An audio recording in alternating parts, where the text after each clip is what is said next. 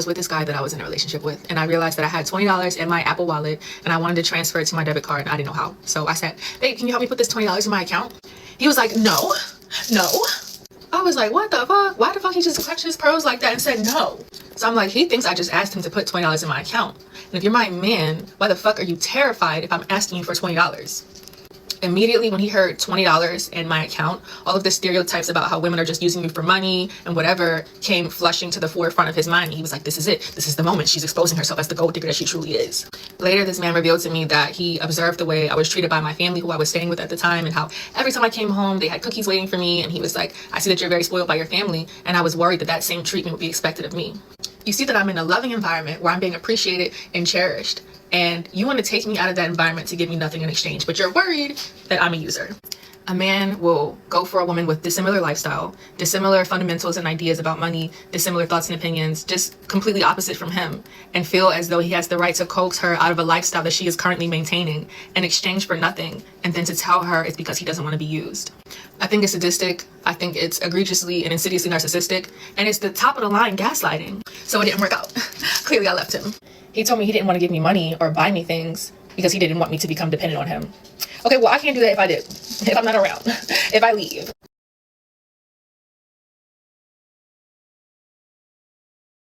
Do you think you've had a hard time dating? Yeah, no, 1000%. When I lived in Colombia, I went on a date with this guy who wanted to take me to this really cool wellness spa. They had cold plunges, infrared sauna. I go to the spa, and he's talking to the receptionist all in Spanish, and I'm sitting in the background like, because do I speak Spanish? No. I finished the conversation, and she tells us to go up to the elevator to go to whatever area we were supposed to be in. We go up, and then we walk into the room, and it's a hotel room. It's a hotel room. At this point, my ass should have turned around and walked the fuck away, but my brain was computing the situation, and so I take a step into the room, and the door shuts behind us. I turn to this guy, I'm like, this is a hotel room. You brought me to a hotel. He tries to tell me that it's not a hotel room because there's a steam room right there. The steam room, a shower. At this point, I'm out. So I turn around to leave, and guess what? There's no doorknob on the inside of the room. There is no doorknob and no way to open the door from the inside of the room. I completely feel like I've entered the movie Taken, and I think I'm going to die. And I start getting angry at this guy telling him to open the door. He's acting all understanding, calling the reception, speaking in Spanish. I don't know what they're saying about opening the door. Apparently, only the staff can open the doors in this hotel. He calls one time, they don't come. He calls the second time, they don't come. He calls the third time, they don't come. At this point, I'm convinced they're all in on it. I'm literally going to have to fight for my life to get out of here. Mind you, this guy is 6'3". He's 6'3", so he has his back to me on the phone, and I'm like, I have to take him out. I'm laughing. It's not funny. The third time of him calling and them not coming, I call. No one speaks English, so I'm the asshole American on the phone trying to get them to open the door. I didn't want to yell at them because, also, I'm not in America. No shade to Colombia, but like, I'm trying to dance the fine line between open the door right now and please open the door. You know what I mean? Apparently someone had to check the mini fridge to make sure we didn't use anything before they could let us out of the room. Like, that's not some type of wild fire hazard. I kind of yell at them at the phone. Someone comes and opens the door, and I get out of there so quickly, like you would not believe. In the rain for an Uber to come pick me up because nope, not down. After I'm safely in the Uber, I search this place by name, which I should have done before. Dummy. This motherfucker brought me to a by the hour prostitution hotel. So yes, I do think I've had a bad time dating. You think you've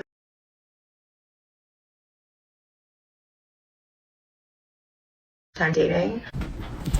I'm glad I know the game goes. So last year I was on a dating app. I think it was Bumble. I was talking to this guy. Everything was good. We was on the same page about everything. We was clicking as we was talking to the app, right? He asked me what high school I went to. We knew a lot of the same people. Keep that in mind. He asked for my number. Cool.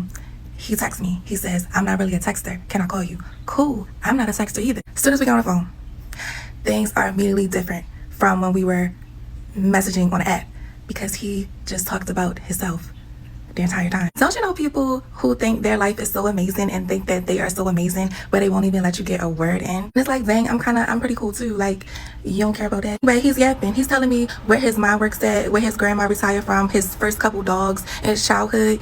And this is where a lot of men dig themselves in their own ditch because they don't know how to shut up. So he starts talking about an ex from 2019. This is 2023, mind you. This story made my antennas go up. He said that he dated this girl.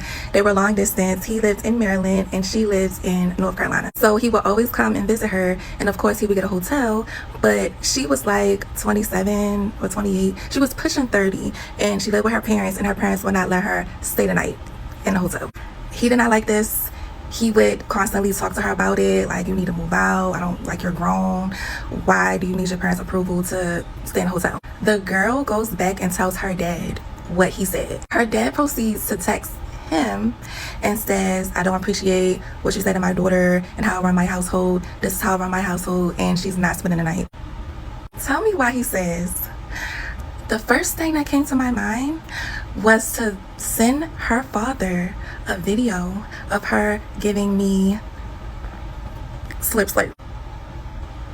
Honestly, I was literally too stunned to speak. Him to say that to somebody that he was pursuing and to ask my opinion on if he should have sent the video, he definitely not right in the head. So I'm like, did you really ask me that? He's like, no, I didn't send it. I'm just saying that's came in my head. That came in my head to send it. So he immediately changes the subject because we done changed to 150 subjects since we've been on the phone for like 20 minutes. Please don't ask me why I stay on the phone.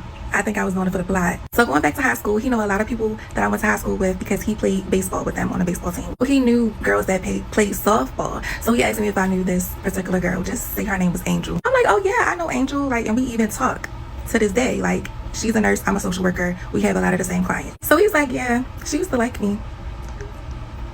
I'm like, how you know she liked you? He's like, because she kept inviting me to her softball game and I finally showed up and then she had her boyfriend there.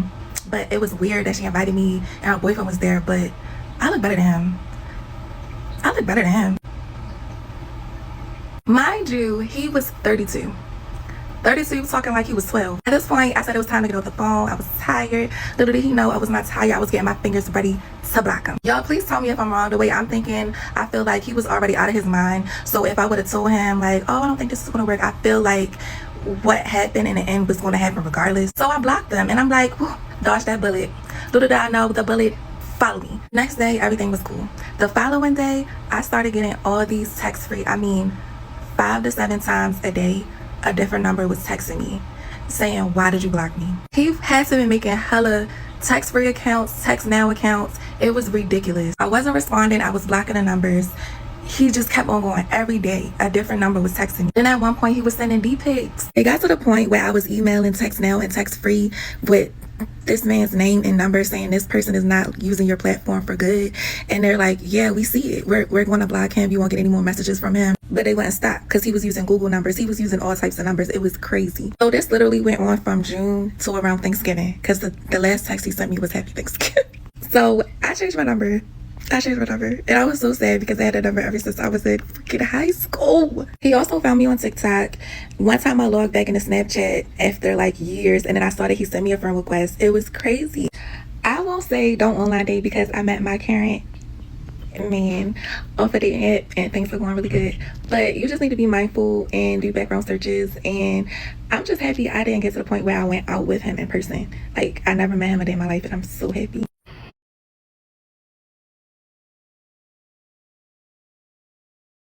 Already following me, make sure you hit that follow button, and y'all, let's get into this crazy story. Now, before I start, let me start off by saying this story is extremely confusing, it's crazy, and it's going to keep you on the edge of your seat. Now, 52-year-old Lee Carter is a very popular rapper from Houston, Texas. Now, y'all, he goes by Viper. His music is very, very strange, and a lot of times people make memes out of his music videos.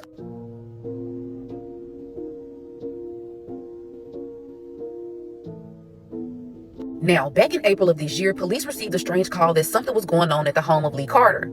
Now, once they arrived, they could hear a woman's voice coming from this window. Now, y'all, what happened next is completely shocking.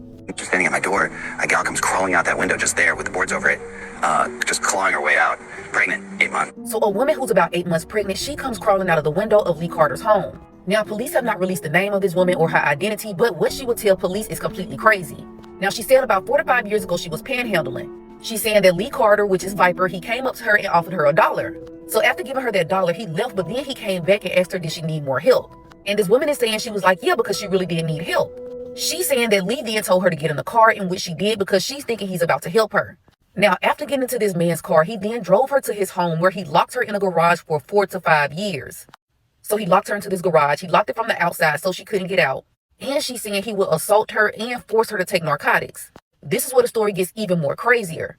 Over the past 4 to 5 years, police have been called to the home about 8 times. Police have even seen her, taking her to the hospital, but all they do is just release her, and Lee is basically waiting at the hospital for her and forces her to go back to his home. So when police rescued her, it's being said that she only weighed 70 pounds. So all of this took place back in April. Now, what we're being told is some kind of way she ended up back in this home. Now, just last week, police went back out to this home after tips that this woman was being held captive again. Now, this go around, police were able to catch up to Lee, and they charged him and they arrested him. But when they got to the house, they didn't see this woman anywhere. They didn't see a baby anywhere, and there was no sign of this woman at all. statement, they noticed she was extremely malnourished, weighing approximately 70 pounds with a pungent stench coming from her body. Her hair was crusty and the t-shirt and shorts were filthy. Probably just like most folk, we couldn't believe it, number one. And, people live right across the street next door. It's kind of strange or odd to hear that they never saw anything strange or unusual. Other neighbors I spoke to off camera say they saw all of the police cars, but they had no clue, saying the allegations caught them by surprise because this is typically a pretty quiet street. Police say once they did get into this house, the TV was left on, so they knew that somebody had been there recently. They found a mattress that was soaked in fresh vomit. And y'all, they even found diapers in this home, but there was no baby. Police don't even know where the woman is that was in the home that they had talked to back in April. What was very odd to me as well was there was this neighbor that lived next door. And the neighbor was on the news describing seeing this man at 3 o'clock in the morning, bagging his car up to the garage, a woman getting in the car, and him bagging the car up to the front door and a woman getting out of the car. But the neighbors are saying they never thought to contact police. They just was minding their own business. But at that point, you're literally looking at a kidnapping victim. And the most strange thing about this whole story is the fact that every time she was rescued or every time she was able to get away from the home, he just went back and got her like it was nothing. I'm also not understanding why it took police so long to come and kick down his door if she was rescued in April. This whole story is just confusing. I'm not getting how we get from April to almost a year later and him just now being arrested. Now, police are saying that there was no sign of her delivering a baby anywhere, so why were there diapers in the home? Now, could she have delivered that child in the garage and something else happened? We really don't know. And like I said before, y'all, right now she's considered missing. We don't even know this woman's name. Police have not even identified her. Now, Lee is charged with aggravated kidnapping and he's being held on a $100,000 bond. From what I'm hearing, there are family members online that are saying that he's innocent and that there's more to this story. But as of right now, this is all that we have. Now, y'all, comment below and let me know your thoughts.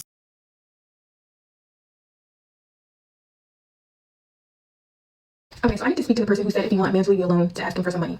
Because I tried it and it didn't work. So I'm gonna reach out some messages from my Hinge match from last year that I've never met in person. My Hinge match that's been harassing me for more than 6 months. And I got my handy dandy iPad to read the messages. Okay, so he texted me. I sent an Apple Pay request for $1,000. Mind you, this man told me he had $400,000 in the bank. So surely he could give me $1,000. He texted back and he said, "What's that? Question mark. Why did you send that?" And then he sent a request for $1,000. I said, if you want me to speak to you, send $1,000. Until then, bye. This man said, "Girl, you a church preacher's kid, not a city girl. Why in the hell would I pay you $1,000? You must be smoking some. Don't try and act brand new. I know you. Now chill." Never met him in person. Never met him. Why won't you just have a civilized conversation with me?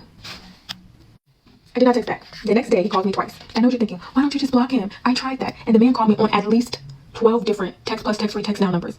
Okay, he went back on Hinge and started messaging me through the app. He made a fake Instagram to watch my Instagram stories. So I've tried blocking him. I went ahead and unblocked his number because I don't know if it's the doctor's office calling me or this man on a different number. So I'd rather just cover his number, okay? Called me twice. I did not answer. I declined him. He said, "Kiera." Then he texted, "Damn, declined it twice. Somebody must be getting that PUSSY now." I sent a request for $1,000 again.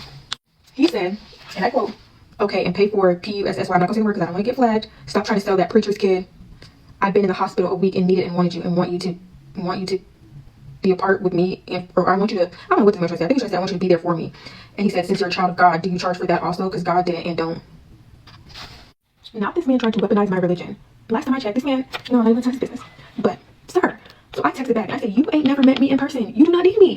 And he said, "See what I'm saying? I'm sick and you don't even care. And don't." And so I said, "I hope you feel better and live a long and prosperous life, but you need to leave me alone." He texted back and said, "Why are you being like that? Damn." I did not respond. He texted again, "Why?" I did not respond. The next day he said, "What you doing?" I did not respond. Then he called me at 3:30 this morning. So asking for money don't work. Where do we go from here? Where do we go from here? And mind you, I told this man why I don't want to speak to him. And he just thinks, "Well, I apologize and you should get over it. Why are you still mad if I apologize?" It don't work like that. It does not work like that. It works like that for God, not me. Okay, so I really don't like getting serious on TikTok, and I really do not like long videos. But this is just something that's been weighing on my heart and my mind for a couple weeks. A couple weeks ago, something happened to me within a relationship, and it really just opened my eyes as to like how hurtful men are. I've known that for quite some time, but it's like men are so hurtful with no remorse, no care in the world. Like they don't give a fuck, and it's just becoming a little much for me. Last night was the nail in the coffin, though. I'm not doing a story time because I'm just not gonna do that. But men are just so hurtful, and it's like I no longer have a desire to get in a relationship. I no longer have the desire to get married. I'm about to give up on my dreams of becoming a mom one day. Like I can't deal with it anymore, you guys. And I know y'all gonna be like, "Oh, take a break." I took a break all this year. I done read the self-help books. I done watched Shira 7. It's like I actually want the love. I don't want to. You get what I'm saying? Like I don't want to use a man for money. Like don't want to just use him for what he can do for me, even though that's what they do to us. I just don't want to do that. It should not be this difficult. It's like I'm not trying to have a disdain for men. I'm not trying to be a misandrist. I'm not trying to H-word men again. But it's like, how could you not? They are so hurtful. They are disrespectful, disloyal, rude, selfish. Think about nobody but themselves. And I'm sure there are some good men out there. I met one before. One. You guys are going to say, oh, maybe it's you. Because I know the men are going to come in and just put it all back on me. They're going to completely dismiss my feelings and put it back on me. I'm used to it. I'm the one actually in therapy working through things and stuff like that. You get what I'm saying? Having to go to therapy for people who won't go to therapy or who don't see any wrong in their behavior. God, I can't do it no more, you guys. I don't wanna be involved with men anymore. So I think it's just time for me to just really focus on myself. 103,000%. Like really just strictly lock in on everything that I want to do. Everything I want to do. I don't have time for the games. I don't have time to get my heart broken again. I don't have time to be pulling up on you. Like, I don't have time to be finding addresses and stuff like that anymore. I don't have time. But I can't take it anymore, you guys. It took everything in me last night not to cry, but it's like, I feel defeated. Y'all got it. Y'all got it.